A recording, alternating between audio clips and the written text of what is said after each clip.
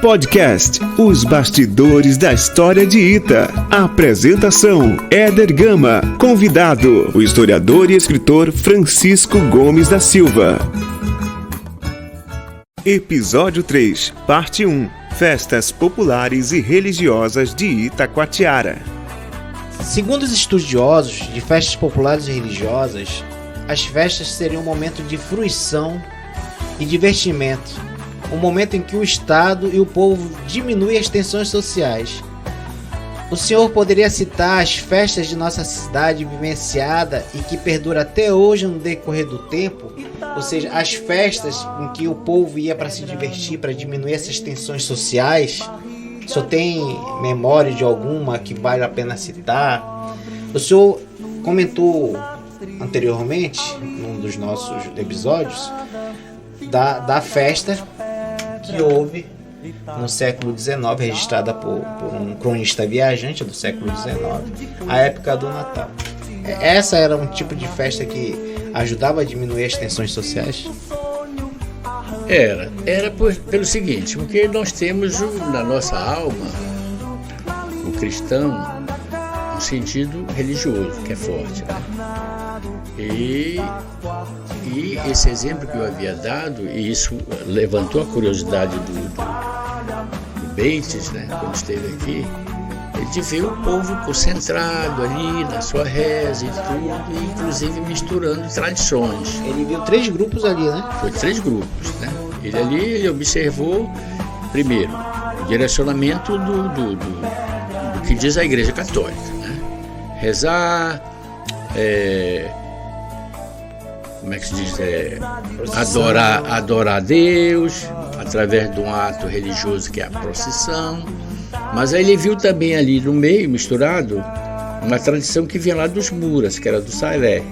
O que era o Sairé? O Sairé é uma dança indígena que os jesuítas aproveitaram para convencer os índios a serem cristãos. Então o que eles fizeram? Eles fizeram um ajuntamento da procissão, né, da solenidade religiosa com o Sairé, que é festivo, que é alegre, para exatamente convencer o índio de que ele tinha que adorar a Deus, que ele tinha que ser batizado, ele tinha que ser catequizado. Mas o Sairé, ele, tudo bem, além de ser uma manifestação, ele tinha um símbolo maior, né? Que os índios seguiam. O que era esse símbolo? Olha, o símbolo é um símbolo mitológico, né? De adorar o etéreo, né? De fazer a fantasia, a criatividade, o endesamento de alguma coisa que ele vê centrado nesse problema do diversionismo, do seu bem-estar espiritual, da sua alegria, mas daquele o Bates negócio todo. Ele descreve uma procissão, no caso do Sairé, onde as índias mais velhas, vestidas de branco, né? Sim. Elas iam com um símbolo na mão, em formato de arco, não é isso? De arco, pois é o que era cheio de quê? Era de balangandãs, aquilo ali, aqueles espelhos todos, né? Porque aquilo tudo era feito no tempo dos índios, né? Os índios tinham aquilo lá e os jesuítas aproveitaram, unificaram com a tradição cristã, que vinha também lá da Idade Média, e convenceram os índios a ficar desse lado de cá. Então aquilo até levantou a curiosidade do Bates, isso é importante na literatura, que até aquele momento Itacoatiara guardava aquelas tradições que hoje, lamentavelmente, essa tradição do Sairé só existe em Alter do Chão, na Amazônia. Nenhuma cidade outra coisa, todas esqueceram, só em Alter do Chão que prevalece. É motivo para ganhar dinheiro no turismo lá, né? Inclusive, quando a gente vai chegando em Alter do Chão, bem na entrada tem o símbolo do Sairé, que isso. É aquele semicírculo. Isso. No formato de cruz, né? Sim.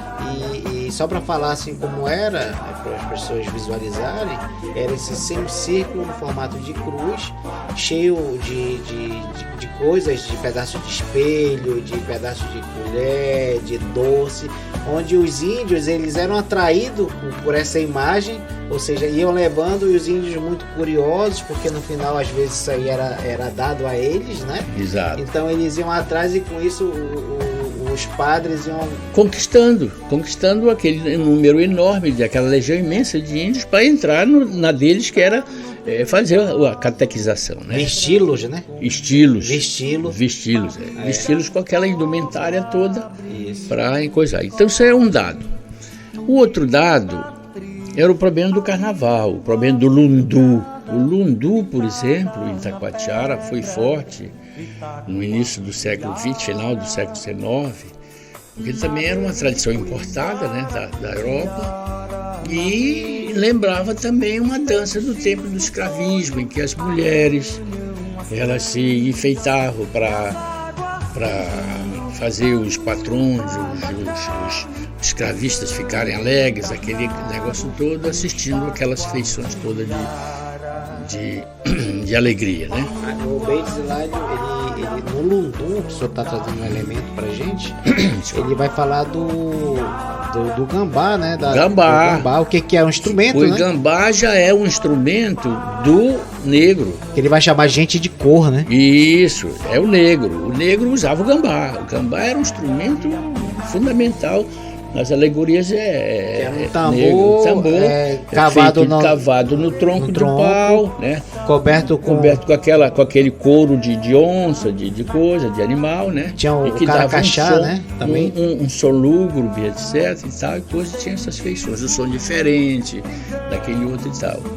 Inclusive, isso tudo é importante a gente estudar, né? Até incentivar a comunidade a estudar.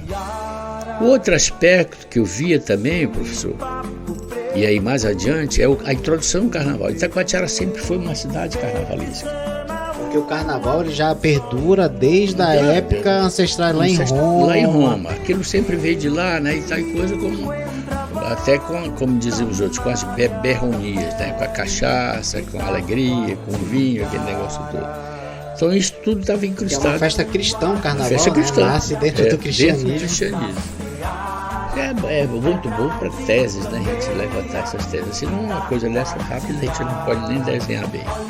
Então, no modo geral, o que acontecia? Os clubes de Itacoatiara, que sempre focavam nesse aspecto do carnaval, eles eram conhecidos na região.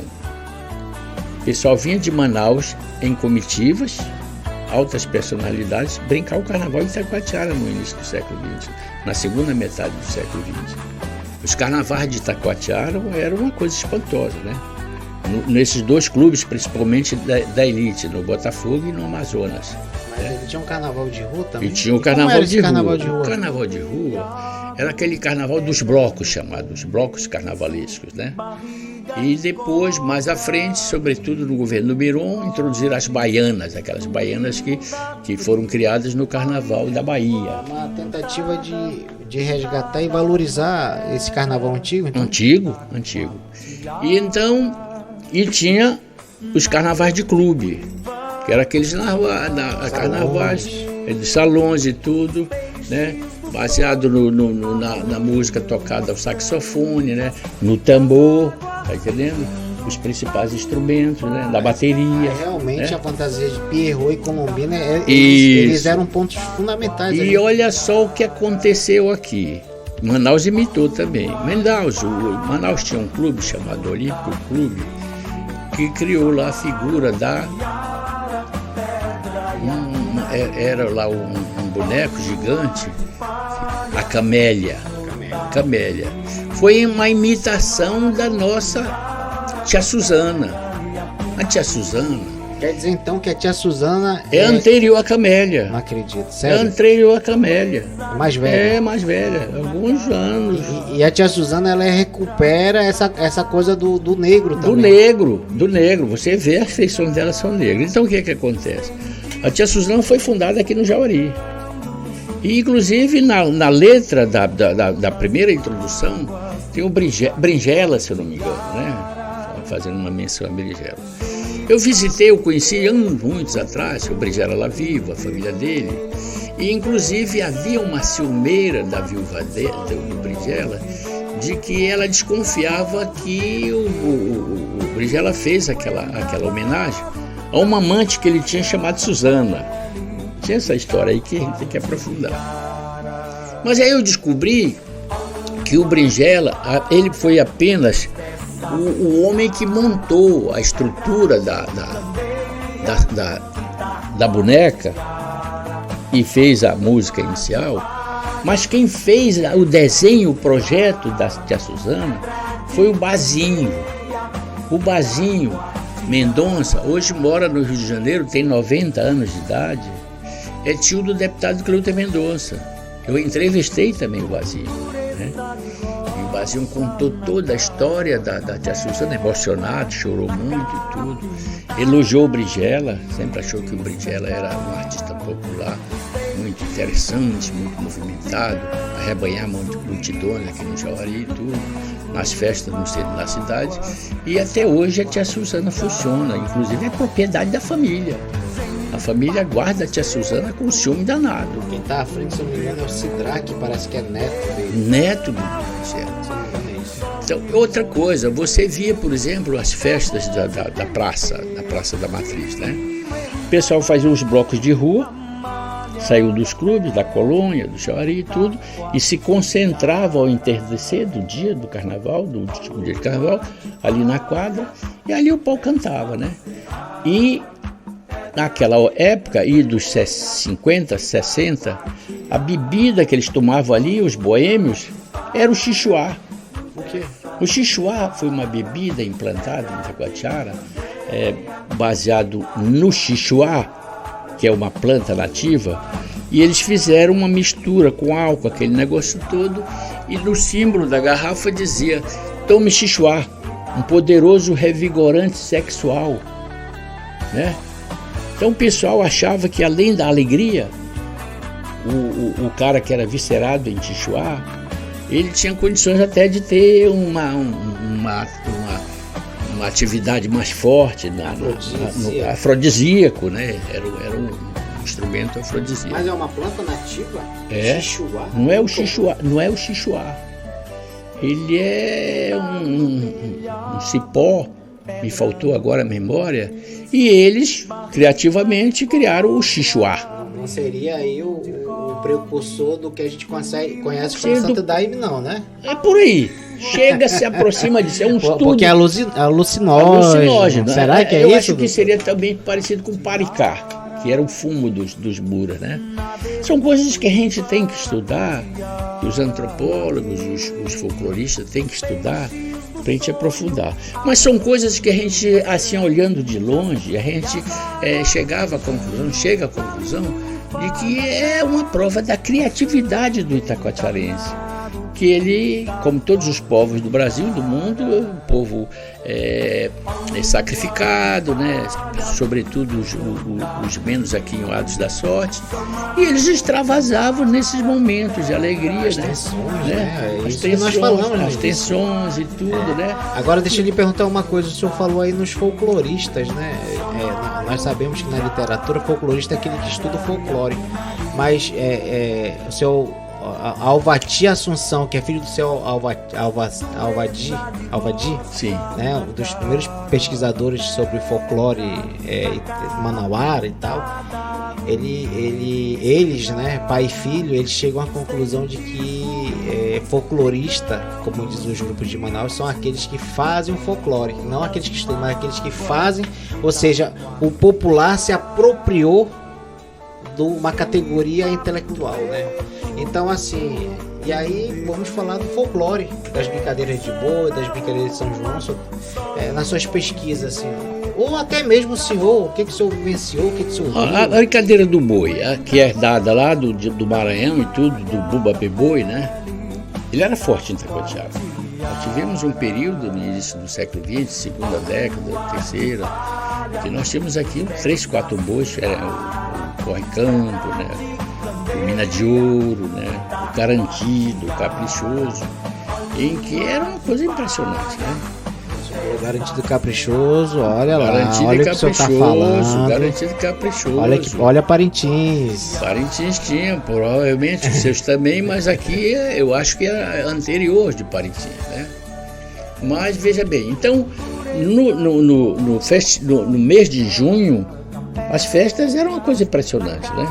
Tinha as festas de fogueira, né? Santo Antônio, São João de São Pedro, São Pedro, a mais forte era de São Pedro. Nas ruas da cidade, aquelas fogueiras imensas, né, retiradas de paus da floresta, que começavam a arder desde a tardinha e entrava pela madrugada. Ali tinha o milho cozido, ali tinha a tapioca, tinha o aluá, né, tinha a batida de maracujá, de limão, né, de abacaxi. E o povo dançava ali ao redor da fogueira. Fazia brinquedo. Eu tive um boi mina de ouro, boi mirim mina de ouro, né?